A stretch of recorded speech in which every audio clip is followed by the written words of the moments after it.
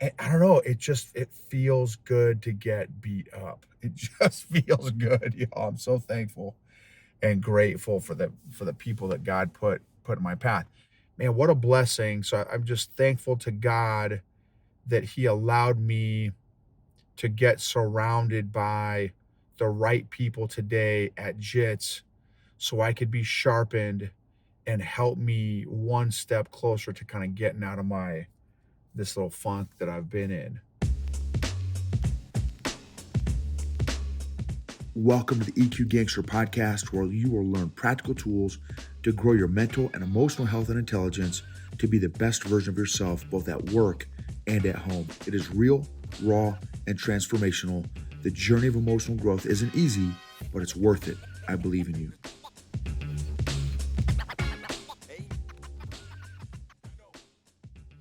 EQ Gangsters. Very, very thankful for the before and after photo of this episode. So I got to share some lessons from the mats, y'all. Lessons from the mats. Just got done rolling in Tyler, Texas at Ethos BJJ. Ethos BJJ. And just met a super group of folks. And I will tell you, I haven't been super great the last, I don't know, a couple months. I've kind of been in and out of a funk, of a little low-key depression or something, which is somehow tied to some self-sabotage and some unworthiness and undeservingness going on. That's be another episode. But it's attached. I think that this whole funk and depression and stuff has kind of been attached to the self-sabotage stuff. So anyway, so I'm coming to jiu-jitsu and I'm just like not feeling it. I'm like literally going through the motions, like just praying, like I just keep driving to this destination and listening to my GPS so I don't have to think, because if it was up to me, I wouldn't go, because I just want to, just veg and do absolutely nothing. And so because I've just, again, been in this funk. So boom, pulled in, neat gym, and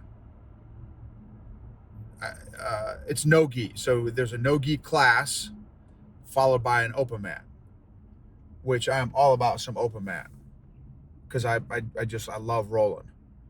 I mean, and I love obviously class too. It's been a hot minute since I've been to a class and an open mat. So I was really looking forward to it in the one regard, and the other regard, of course, I wasn't. And so I'm going to talk about a couple folks. I met a guy named Justin. I met a guy named Matt, and I met a guy named Sahir. Well, and I met a guy named Dylan, Hunter. There's a bunch of great dudes that I got a chance to roll with that all beat me up to varying degrees. And so Matt is a big dude. Now, you guys, some of you know, some of you don't know, but I call everybody big. Big Matt, Big Noble, Big Scott, Big Susie, Big Bob, Big Joe. I don't know. I just call it, and I know the ladies, I don't know. I try to not do it with the ladies, obviously, but with the dudes, it's just, I call everybody big, whatever. And so, it just happened to turn out that Big Matt is actually a big dude. So he told me, I'm like, dude, so tell me the story, like, or no, how do we do this? So boom, we start, and he's a super nice guy. Oh, I asked him what he did. He's like, oh, I'm a lumberjack. I'm like, what? And he's got this dope beard. I'm like, dude, I love your beard. I'm jelly because of your beard. He's got this amazing beard. He's this big dude. And I'm like, dude, of course you're a lumberjack. Like, what? Like, you're joking me, dude. He's like, no, man, So he makes, from lumber, he makes fancy wood floors, wood chairs, woodwork. And like for, floors and chairs for the NBA, for high school, college gyms, like all kinds of stuff. Anyway, super dude, like a real legit lumberjack guy who does cool stuff with wood. And he's a big dude. And I'm like, man, dude, like, that's awesome. You roll. Like, I'm a big guy. How long you been rolling? And he's been rolling for a few years. So I know it's going to be whenever we get a chance to roll, like I know it's going to be a good roll, and I'll probably get smoked by this dude. And it turns out he's like, yeah, man, I've been on this journey. I'm like, dude, tell me about your journey. He's like, he weighed like 435 pounds, and I don't know how. Maybe he's 5'10", plus or minus. I'm like, dude, that's amazing. And now he's like from 435 to like 410, from 435 to like 310. So he's lost like 130 some pounds. I'm like, dude, that is so incredible, bro. On so many levels, dude. That's amazing, dude. And now you're rolling, doing jujitsu for the past few years. Like, dude, that's amazing. Anyway, this is just the greatest guy. And there I don't know. I just think that there's something to be said about somebody that can stick with a goal and a focus and a determination and a persistence, through, like, to see it through. It's just different. And then, jujitsu mindset is just a whole different ball game too, which I love. It's like they're like gentle warriors, all these guys, man. Here's this other guy who, who balled me up. This guy, Justin. He, smaller dude, let's say he's, I don't know, 5'7", 5'8", 5'9", and maybe a buck 70. And man, he was no joke. He took it to me. Talking to him, what's Big Justin do? He is this executive, software executive. And I'm like, dude, that is awesome. So I'm rolling with this big brain dude, and he kind of tells me a story. He's like, well, what do you do? I said, well, I teach emotional intelligence. He's like, what? He's like, I went to this leadership class. He's like, and so I'm gonna tell you. And he said it was cool if I shared a story. But he's like, I used to walk into every room I walked into thinking that I was the smartest guy in the room, and that you don't need to speak because I already know what the answer is. And it's the right answer, and it's the best answer. So no need to contribute. I got it. And the whole team will win because I win. Right. But it's something to that kind of gist, right? He's like, and dude, he's like, I went to this leadership class, and he's like, oh my gosh, dude, I really don't want to be here. This warm fuzzy stuff. Again, I'm the smartest guy in the room. What are these guys going to teach me? He's like, dude, and it was life changing. And I'm like, wow, like, Justin, what was the deal? And he's like, I said, what was your biggest insight? He's like, dude, it is my goal now to go in with a mindset that every single conversation I have with somebody, there is something I can learn. And I'm like, wow, dude, that is legit. I'm like, that's awesome. And so I asked him, I said, what? So I said, yeah, that's great. I said, but now from a result standpoint, like, so what? Like, what did that do for you and or your team? And he said, dude, just that, going in kind of with that. And he didn't say it like this, but with going in with that humility of like, hey, there's something to learn. He said, because now when someone we have a big project we got to do, and now it's okay, guys, I got some thoughts here, but I want to hear from you guys first. Like, what are your thoughts? And he's like, now, dude, every project, there is somebody who contributes the right piece to the project that was needed in order to get the job done faster, more efficiently, more effectively than my original ideas. And he said, now when I go into a meeting, he's like, hey, here's the project. Here's what we got going on. Scott figured out how to do part A. Bob figured out part B. Susie figured out part C. And now he's like, and I used to crave the credit. I used to crave the credit, the attention, the validation. And he said, now, dude, he's like, I love giving it away. And so I said, dude, what effect has that had? He's like, man, he said, now I'll be honest with you. I don't get the attention or credit like I used to. And he said that was tough for me to kind of work through and get over. He said, but man, now the satisfaction is seeing the effect it has on everyone else. He's like, and dude, no joke, since learning that lesson, my career has absolutely skyrocketed. Skyrocketed just from that one approach now, where I try to, learn something from everyone in every conversation and now give the credit away. And yeah, he's like, dude, now I'm like the trusted leader.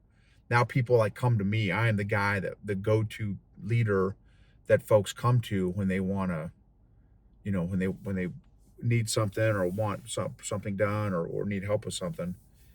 And he's like, I don't get it, my ego stroked directly anymore, but indirectly I do because I'm getting promoted, right? I'm getting, my career has advanced tremendously. So it was so awesome, man, talking to Big Matt and his weight loss journey and his journey to being more physically, mentally, emotionally healthy as a lumberjack, as a super cool lumberjack guy. And then Big Justin, super dude also as a executive, big executive, and how EQ has affected him. And then my training partner was a guy named Sahir from Pakistan, super dude, and super dude, 24 years old, young kid, just got out of college from his kinesiology degree, and just humble, excited to learn, like, and that's one reason why I love jujitsu. Like, he's like, man, dude, I just started back. I took some time off from jits and I just started back. He's like, and last week when I started, his last week was his first week back. He's like, I just got destroyed by people, and that's, the life of a white belt and some people's egos, man. I think getting beat up is so healthy for us, y'all. Like I'm telling you, and on my way here to this gym, again, I was dumpy diapers. And here's the crazy thing. And again, I'll get more into this when I'm doing the episode on self-sabotage. Like, I have so much to be thankful for. My life, like, God is just blessing us in crazy ways. So it's not like I'm bummed out, in a funk, depressed because life is bad. No, I've got a dream life. I literally have a dream life. I'm so grateful. I'm so thankful. But I think that is the problem, right? Because that is what's kicking in this self-sabotage, that I don't deserve it. I'm not worthy. I should have a bad life. I should have a not good life. I should be struggling. I should be, whatever, all these different things. And it's like, and so that I think that's been the trigger, the whole fear of success kind of concept, kind of deal. And so it was so good. And I was on my way to the gym. I'm like, man, God, just let me get my rear end kicked today. Like, let me just get beat up. And man, Justin gave it to me. Hunter, super dude, also young guy, probably mid-20s. He's a plumber, been a plumber for a handful of years and doing great with his plumbing stuff. And dude, he brought it to me. He was aggressive. He's a white belt, been rolling for a year or two, aggressive. He brought the business to me. That was great. And then let's see who else. Yeah, the Big Matt balled me up. He was awesome, man. He as a big guy, because most big guys don't move well, and he moves very well. He had some transitions from, I he had me on, side control, and then I went and I kind of curled up and turtled, and he did a sweet transition to the other side. Anyway, he moved incredibly well as a big dude. And yeah, but he gave it to me. Dylan is a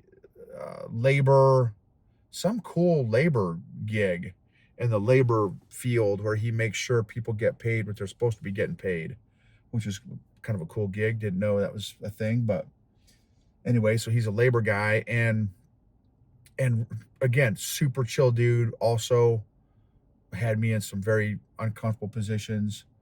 And I don't know, it feels good to get beat up. It just feels good, y'all. I'm so thankful and grateful for the people that God put in my path. Then the coach was a great dude. Man, I called him professor, and speaking of humility, he's like, "Hey, dude, don't call me professor." He's like, "I just call me coach. Like that's fine." And so, I want to respect. I mean, he's been doing martial arts for 20 some years, and has black belt. I don't know if he's black belt, and he may be a black belt in jiu-jitsu, but I saw him doing his judo class. He's a black belt in judo, maybe even like a first degree black belt in judo, and he's a jiu-jitsu guy. So, but just the humility, and he's a veteran, military veteran, super guy. So, Ethos Jiu-Jitsu in Tyler, Texas, is a great spot to meet some great folks. Great environment, great culture, great attitudes, great people. And I'm just thankful for the JITS community and environment, and people, that being around people that are actively growing themselves. That once they bump knuckles, they try to destroy you, and then as soon as the bell rings, it's BFFs again. It's such a cool experience. And then teaching these guys, another thing I taught my buddy Sahir, the 24-year-old, because he's like, man, I'm still trying to work on getting over the panic thing, which happens. Y'all, that happens in life too. When's the last time you've panicked in life? Either consciously or subconsciously. When have you panicked? This is a great tool. I said, dude, try to go through the whole roll breathing just through your nose. And I've talked about that a lot, but on the podcast. But for those of y'all that maybe do jiu-jitsu or some other sport, but try to breathe through your nose as much as possible. Because if you outroll your breathing, that is when the door to panic opens. Doesn't mean you're going to go through it necessarily if you mouth breathe, but it increases, it opens the door. Because if you roll beyond, if you roll beyond your breathing, yeah, it's like, it's just not good. You look at the best guys out there, they are cool and calm as pond water. It's like literally, I remember rolling with the guys at Team Rock in Fayetteville, North Carolina, and I'd give all my muscles, all my big muscles I had, whatever little muscles I had, and they would literally, it would be like they could be scrolling on their phone as they're destroying me.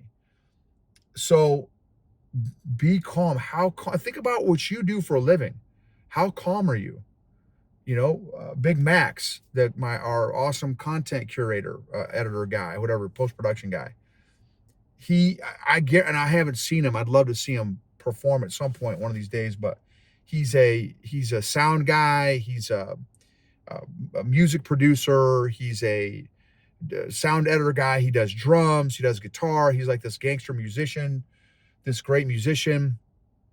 I guarantee you, when he's playing drums or when he's playing guitar, I guarantee you he goes to this happy place where it's like you're fully present. And I would bet that he's probably not breathing really hard. He's it's like, if you can calm yourself down and be mindful and present at whatever you're doing, I don't know. I just think you can perform more effectively. At least that's how it shows up in my jujitsu game. In my, I still feel very novice, and my still very novice 7.5 year jujitsu game is I just feel like the more present I am, the more mindful Oh, here's another one. This is another great lesson. Justin, we rolled twice. The first time, and he's again way more athletic than me, stronger than me, younger than me, and faster than me, more technical than me. And I always start on my back, just because I'm bigger than 99% of people. So I always like to start on my back, and I want to be in uncomfortable positions. And I want to be comfortable in uncomfortable positions. So, and I also like people to just do their offensive game and work their game and stuff like that, so they can kind of get something out of the roll also. And so So we're rolling. He's on top, and man, he is doing a great job. There's a couple times where I'm like, okay, let me do a little shrimp here. Okay, let me try to do a little shrimp here, a little frame here, a little shrimp here, and he stayed with me. And there was one where I tried to do a little sweep, and he countered perfectly, and I couldn't sweep him. I didn't sweep him in that instance, and so. Uh, and here's what I caught myself. I caught myself getting greedy because I was really wanting this particular sweep, and I was getting tunnel vision on this, and this particular sweep I was going for was really exposing my arm, and he started to kind of close in on my arm to uh, get it in a good lockdown position, whatever, whether armbar, Kimura, whatever lock he was going for. And I'm like, dude, Noble, snap out of it, bro. Like, just go to another move. Like, it's okay if you don't sweep him. It's fine. You're fine, dude. Chill. Like, get out of your tunnel vision. You know what I'm saying? So anyway, so many great lessons from the mats today, y'all. From the coach today at Ethos, from Big Matt, who's lost 130 some pounds, lumberjack, from big aggressively controlled Hunter, the plumber, from super chill Dylan, the labor guy, and Sahir, the kinesiology kid, great kid, from super cool, chill, humble pill Justin, who took that humble pill and like completely, or vulnerable pill, maybe is a better way to say it, got vulnerable with himself and with his team, and completely took his career to the next level. Like, man, what a blessing. So I'm just thankful to God that he allowed me to get surrounded by the right people today at JITS so I could be sharpened and help me one step closer to kind of getting out of this little funk that I've been in. So I'm very grateful, man. Just here's another dynamic, another lesson, y'all, is isolation. What I do when I'm in a funk is I isolate, and I think maybe a lot of people do that. So how can you force yourself out of isolation? And as I'm saying that, I'm trying to figure that out myself. Thankfully, this was an example.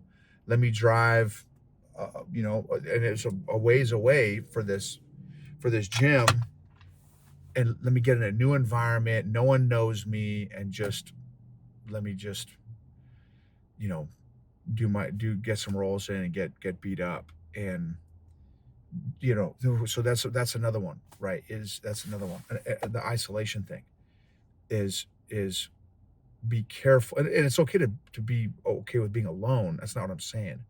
But if, like, for extended periods of time you isolate yourself, that might not that and I mean, yeah, anyway, I'm not going to go down that path, but just get around the right people when you find yourself, or just people, maybe not even the right people, but just to disrupt your funkness. And then another thing I would say is do hard things. Again, there's nothing like getting beat up by people smaller than you, younger than you, faster than you, right? All those different areas. Like, there's just something, it's good for the ego, it's good for the soul to just get to do hard things. So thank you for being a part of this journey. Very, very grateful for you all.